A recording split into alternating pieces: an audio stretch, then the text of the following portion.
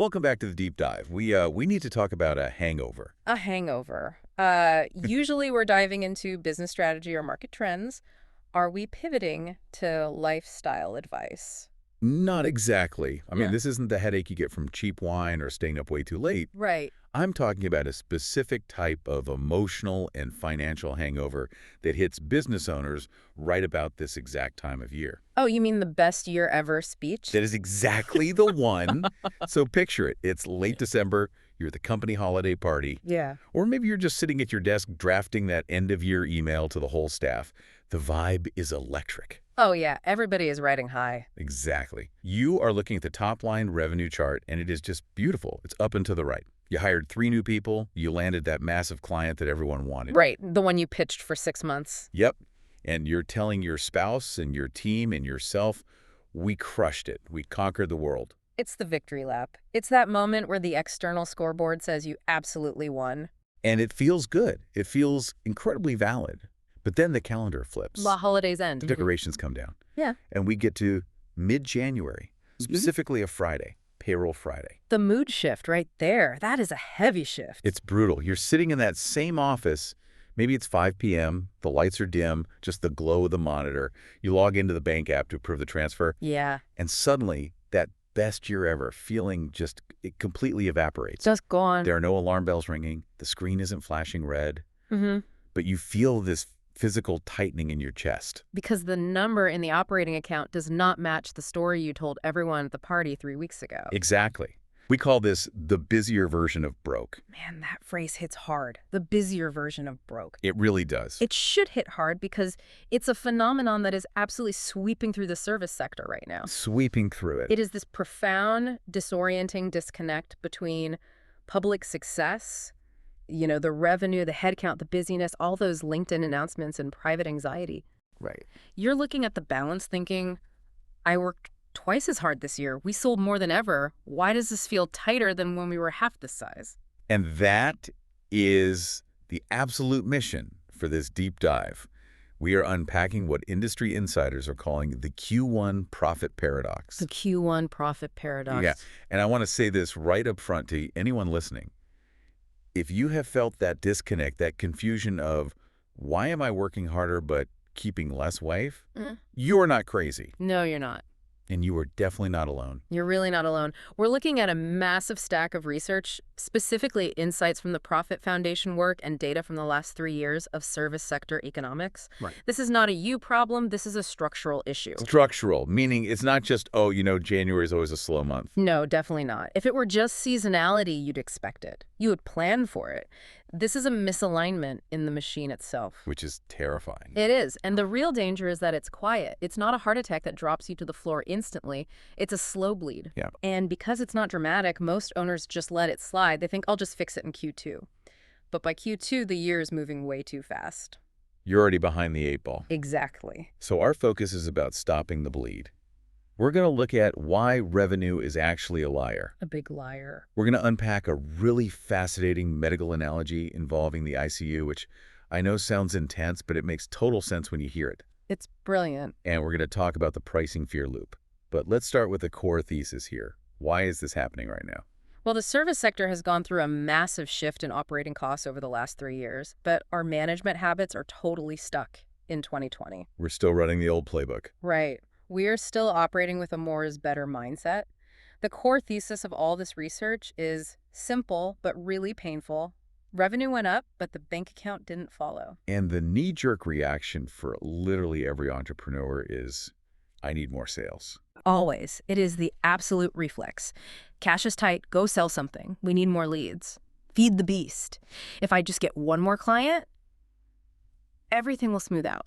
But the research is telling us that's wrong. For many businesses right now, yes, it is dead wrong. This isn't a sales problem. It is a margin problem hiding in plain sight. Okay. Think of it like a bucket. If your bucket has holes in the bottom, structural holes in your pricing, your overhead, your delivery costs, pouring more water into it doesn't fill the bucket. It just makes the water rush out faster. And it makes a much bigger mess on the floor. Right. If you try to scale a low-margin business, Right. you don't get rich. You just get tired. You accelerate the exact dysfunction that's killing you. Wait, let's get technical for a second, because margin is one of those words people nod at in meetings. Yeah. But I think a lot of us fuzz over the actual details. You do. We are conditioned to just worship the top line. Yeah. What's your revenue? Did you hit 7 figures? Why is focusing on revenue such a trap? Because you cannot spend revenue. Say that again? You cannot spend revenue. Revenue is vanity. It's exciting, sure. It's visible. You can brag about revenue at a cocktail party and everyone is super impressed. Or you were in a $5 million agency. Exactly. That sounds amazing. But the real scoreboard, the only one that actually determines if you survive, if you can pay your mortgage, if you have any actual freedom, is net profit margin. So let's define net profit margin like I'm 5 years old. Because I think people confuse this with gross profit all the time. That's a great point. They do. Gross profit is just revenue minus the direct cost of doing the work. Like the materials or the direct contractor. Right. And that is usually a nice, healthy-looking number. But net profit, that is what is left after every single cost is settled. Wait, every single cost? Everything. The rent, the software licenses you forgot you even signed up for, the insurance, the payroll taxes, the coffee in the break room, everything. Wow. And crucially, the owner's market rate salary. That is the kicker right there. That's where people cheat. That's the biggest lie we tell ourselves. Owners don't pay themselves a real salary. They take whatever is left over and call that profit. Oh, man. But that's not profit. That's just a bad wage. Net profit is the cold, hard cash remaining at the very bottom of the pile after the business has entirely paid for its own existence, including paying you to run it. So you can have a business that is completely fully booked, clients screaming for your time calendar packed to the gills, and technically be totally broke. That is the tragedy of it. I see owners who feel like personal failures. They sit there with their head in their hands thinking, I must be doing something wrong. I'm just not working hard enough. And they are working themselves to the bone. Incredibly hard. But the machine is broken. The design is flawed. The research materials we have here mention a 30-second margin health check. I love this because I absolutely hate complicated spreadsheets. Most of us do. If I'm listening to this and I want to know if I'm in trouble, Yeah. what is the math? How do I check it? It's incredibly simple. You don't need a CPA for this back of the napkin check. Take your total revenue for the last 12 months. Okay, total revenue. Subtract your total expenses. Divide that result by your total revenue. Then multiply by 100 to get a percentage. So total revenue minus total expenses. Take that number and divide it by total revenue. Okay. What number am I actually hoping to see there? Well, based on data from the NYU Stern School of Business, specifically looking at consulting and service sectors, a healthy margin where you actually have a buffer against chaos is typically between 10 and 20%. 10 to 20%. Okay, that sounds reasonable enough. That's where you can actually breathe. That's where you can fund future growth. That's where you can absorb a mistake without panicking. And where are most people actually sitting? A danger zone. Well below 10%. Yikes. And honestly, looking at the peer conversations happening across this research group, many owners are operating at 6 to 9% without even realizing it. Let's pause on that. 6%. If I'm running $1 million business, which to most people feels like a big, successful business, and I have a 6% margin. That means at the end of the year, for all that stress, all that liability, all that management, you have $60,000 of actual profit cushion. That is terrifying. Because in $1 million business, 60 grand isn't real money. That's like one bad client. It's one lawsuit. It's one single month where a big invoice pays late. Yeah. It's one key employee quitting and suddenly you have to pay a recruiter 20 grand to replace them. That 60,000 is gone in a heartbeat. Just vaporized. Exactly. Below 10%, you have zero cushion for reality. You are one hiccup away from needing a line of credit just to make payroll. And that's exactly why the busier version of broke feels so insanely stressful. You're running fast, but you're constantly on the edge of a cliff. It's like running on a treadmill that's slightly inclined. You're exhausted, you're sweating. The display says you're running fast, but you aren't actually gaining ground. Right. And if you stop for a second to catch your breath, you fly right off the back of the machine. This perfectly leads us to the most interesting part of the research. It's a medical analogy. And I have to admit, usually I roll my eyes at business analogies, but this one really stuck with me. It's powerful. It comes from the work of Herrst. Right. Herrst. His background is really unique for this space. He's not just a traditional consultant. He actually spent 27 years in healthcare, and 17 of those were in the ICU and surgical suites. So he is extremely used to life or death diagnostics. Exactly. He takes that diagnostic brain, that unique ability to look at a patient and see what's really wrong underneath the surface, and he applies it to business finance. Okay. And he talks about the critical difference between tachycardia and anemia. Tachycardia, so that's a fast heart rate. Correct. Imagine you are in the ICU, you have a patient in the bed, and you have a monitor. Beep, beep, beep. Now, let's say the heart rate suddenly spikes. 120, 130 beats per minute, the alarm goes off. That is tachycardia. Now, if you're a novice, you look at the monitor and think, whoa, the heart is racing. That is the problem.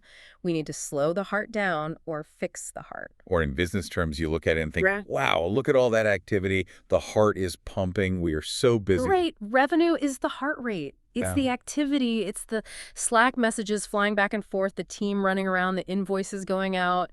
It looks When like it's- success. It looks like vitality. It looks like exactly what you're supposed to be doing. But in the ICU, why is the heart actually beating that fast? And that is the critical diagnostic question. Often a fast heart rate is a compensation mechanism. The heart is pumping faster because the patient is actually anemic. Meaning they're bleeding. They are bleeding internally. There isn't enough oxygen-carrying blood in the system, so the heart, this desperate, incredible organ, pumps faster and faster to try to cycle what little blood is left to keep the brain alive. Whoa, okay. That just completely clicked for me. Yeah. So the anemia in this metaphor is the margin. Correct. The anemia is the lack of profit. Mhm. The business is bleeding margin. So what does the owner do? They pump the heart faster. Exactly. They say, we need more sales, we need more clients, faster, faster. They increase the revenue, the heart rate, to try to compensate for the lack of margin of the blood. But if the patient is bleeding, making the heart pump faster just... It kills the patient. It pumps the remaining blood out faster. You cannot fix a bleeding patient by making them run a marathon. God, that is such a vivid picture. And yet that is exactly what we do in business every single day. We see the bank account is low, the anemia, so we decide to ramp up sales, the tachycardia. We throw more marketing at it. We add more complexity, more staff, more chaos, hoping it magically solves the problem. But all we're doing is accelerating the decline. That is heavy.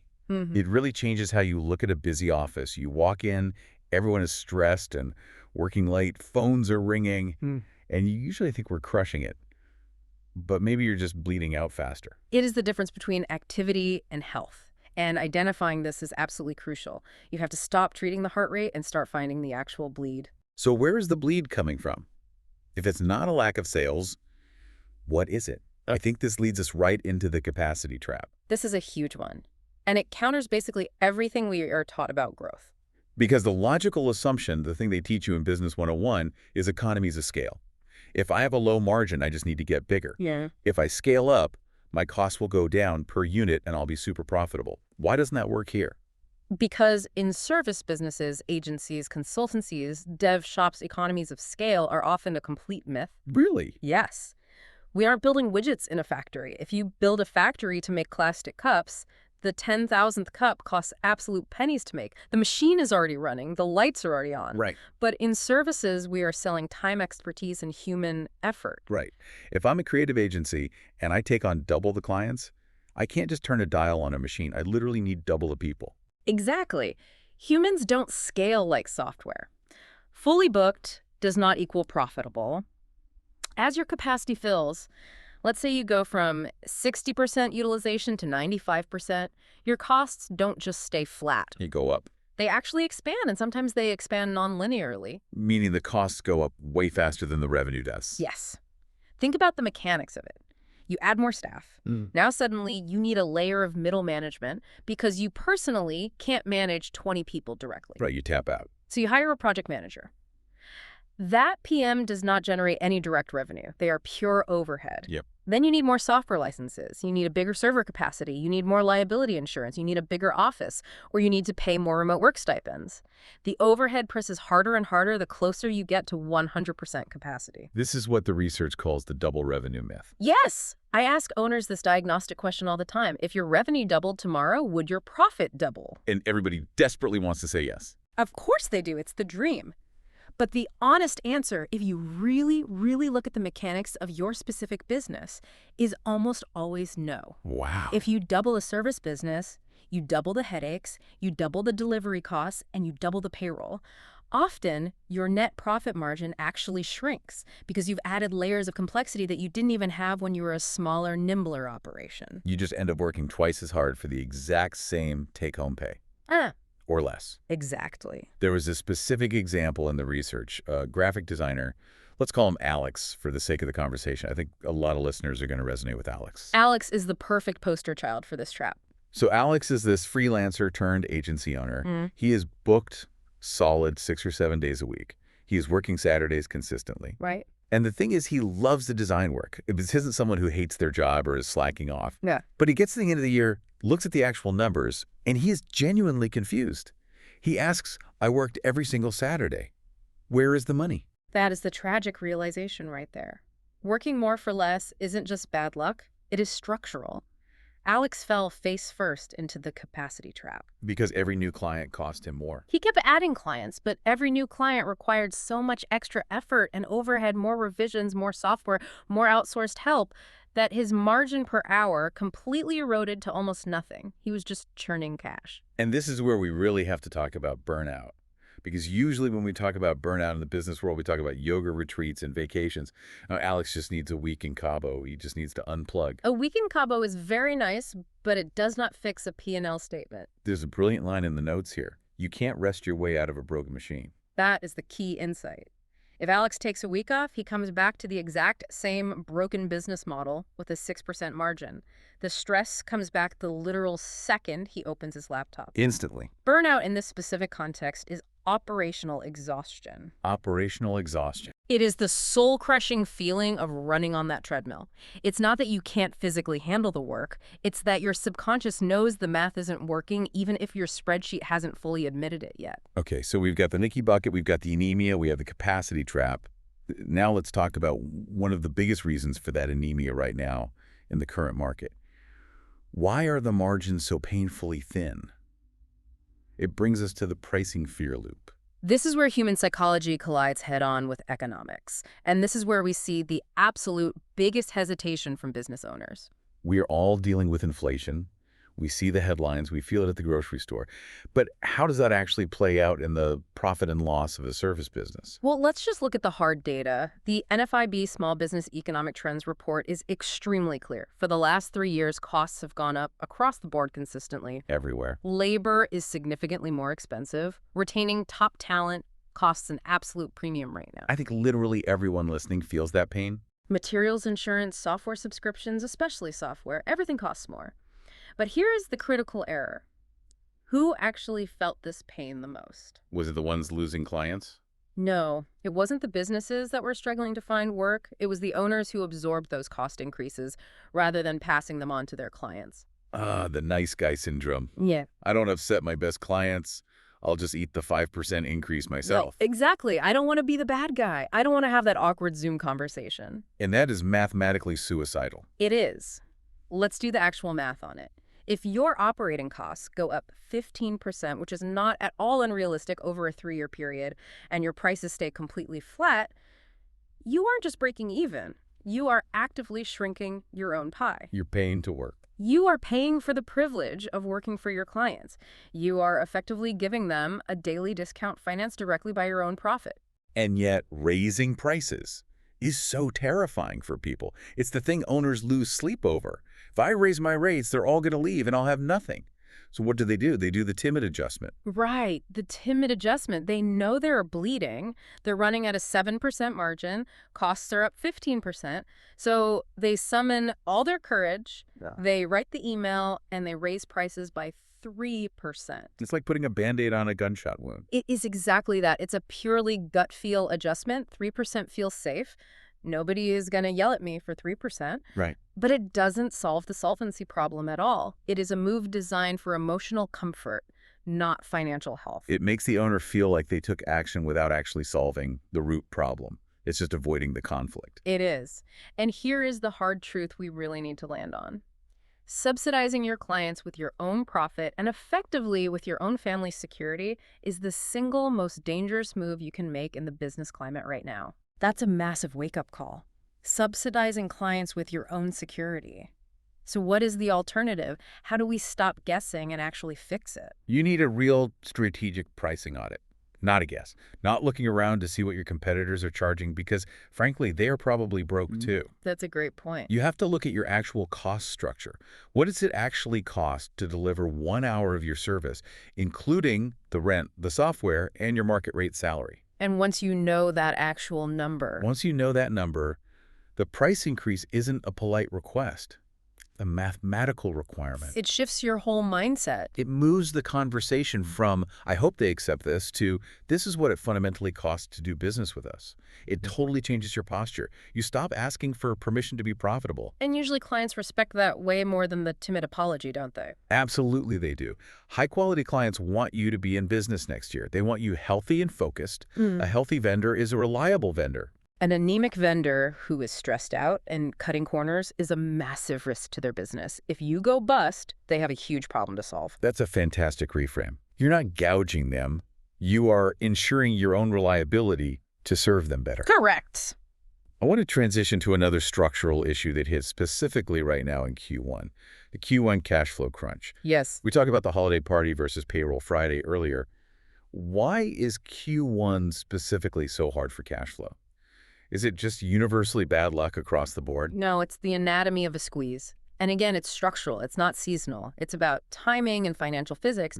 Think about Q4. What happens in a typical service business in November and December? Spending. Lots of spending. Piles of it. You have year-end vendor payments coming due. You maybe buy some new equipment to lower your tax liability before December 31st. Yeah. You have holiday bonuses. You have the holiday party. You're feeling incredibly generous because the top-line revenue looks so good. So all this cash goes rushing out the door in December. Fast. Now look at the revenue side of that exact same time frame. You do the actual work in December. You send the invoice on, let's say, December 31st. When does that check actually hit your bank account? Oh, man. If you're lucky, late January. If you're completely normal, mid to late February. Exactly. There is a 45 to 60-day lag on cash coming in.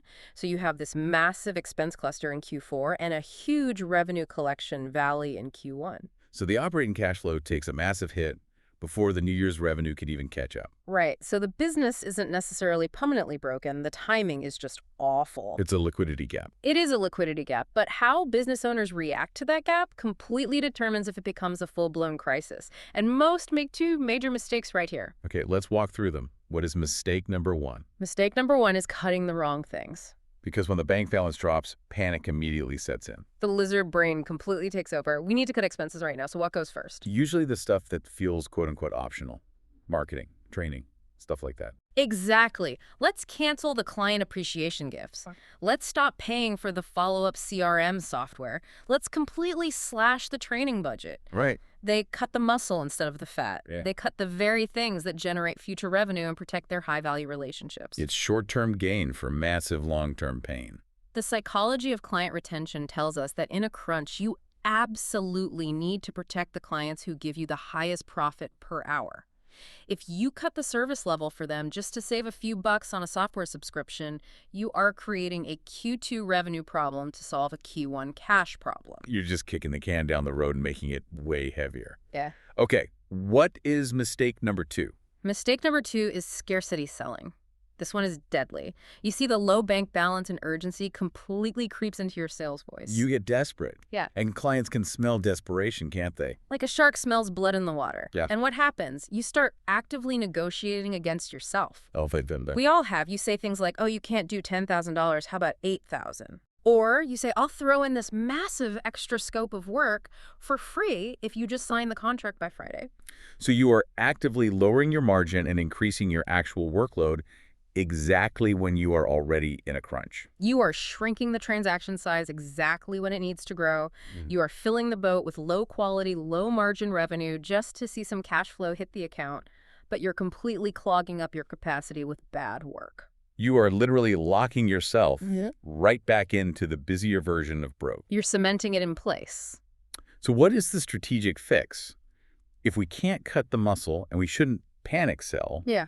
what do we actually do? It's a little boring, but it absolutely works. First is forecasting. You have to see the gap coming. Yeah. SCORE and the SBA actually have great free templates for this. Okay. You need to map out your receivables. If you know in November that January is going to be incredibly tight, You can prepare for it while you still have leverage. And the second fix. Negotiable overhead. Yeah. You have to identify which costs are actually movable before the panic hits. Like what? Can you shift a major vendor payment to February? Can you lease that new piece of equipment instead of buying it outright in December?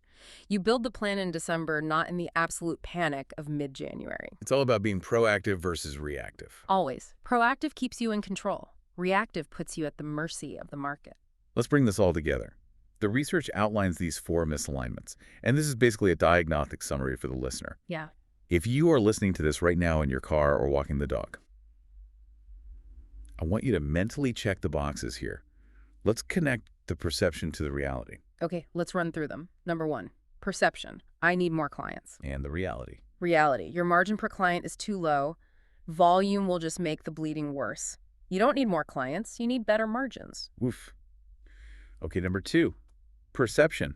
I need to cut expenses. Reality. You are blind cutting. You need to intimately know which expenses hurt your profit versus which ones just feel uncomfortable to pay. Do not cut the muscle. That's crucial. Number 3, perception. We had a really great year. Reality. Your revenue grew, but your margin didn't. Your business got bigger, but it didn't get healthier. You just built a much larger, much more fragile machine. And number 4, perception. Q1 is always just a slow season. Reality. It is not slow. It is weighted down. Your Q4 expense structure is actively dragging down your Q1 cash flow. It's structural. It's not seasonal. Man, if any of those resonate with you listening, that is your sign. You are actively living in the paradox. And honestly, recognizing it, naming it, is the very first step to actually fixing it. So let's wrap this up with some forward momentum. We have diagnosed the problem. We know about the anemia. We know about the capacity trap. We know about the Q1 squeeze. What is the final thought here for the business owner who is feeling this right now? The provocative thought is this. Every single quarter that you leave this unnamed, every quarter you just accept the busier version of broke as a fact of life, you are actively subsidizing your business with your personal security. Wow. You are taking on all the risks, all the stress, and the sleepless nights, and you aren't getting the premium for it. And you definitely didn't build a business to do that. You built it for freedom. You built it to support your life, not for your life to support the business. Exactly. You have to flip that dynamic back. And I have a final question for the listener to really mull over. It's a stress test. Okay. I want you to really honestly think about this. If your absolutely biggest client paused for 90 days starting tomorrow morning, would you be confident or would you be scared? Oh, man. That puts a knot in my stomach just thinking about it. The answer to that question reveals your true financial cushion. It strips away the vanity metrics and reveals the truth behind the revenue number. If you're scared, you have serious work to do on your margins. Wow. Okay, look, if this conversation has hit a nerve today, if you're nodding along or maybe sweating just a little bit, Yeah. we have a really unique opportunity for you. We mentioned at the top of the show that we are seeing these exact patterns across every service sector right now. It is a massive, widespread phenomenon. It really is. And that is exactly why Ryan Herrst, the expert behind a lot of this analysis, is doubling down on this research right now. He is currently working on the second edition of his book, Profit Foundation. And he is doing something really cool to gather data. He is actively interviewing service business owners to gather real-world data on this Q1 phenomenon. And to be super clear about this, he is not looking to sell you anything at all. This is not a hidden sales funnel. He is strictly looking for industry insights to help shape the new chapters of the book. He wants to know what you are seeing in your specific neck of the woods. These are basically 45-minute research conversations. It's a peer-to-peer discussion. And honestly, most owners walk away with a massive aha moment about where their margin is actually going just by talking it through with someone who has that diagnostic ICU brain. Plus, if you participate, he sends you a free copy of the book as a thank you. So here is the call to action. If you want to be part of this research and you want to solve this paradox together, you can call or text Ryan directly. His personal line is 517-955-2154. Let me repeat that. That's 517-955-2154. I highly encourage it. It is incredibly rare to get a chance to step back and look at your machine with a true expert without a sales pitch attached at the end. It might legitimately be the most valuable 45 minutes you spend this entire Q1. Absolutely. Do not let the Q1 profit paradox win this year. Understand your margins, stop the bleeding, and let's make the rest of the year actually profitable, not just busy. Incredible advice. Thanks for diving deep with us. See you on the next one.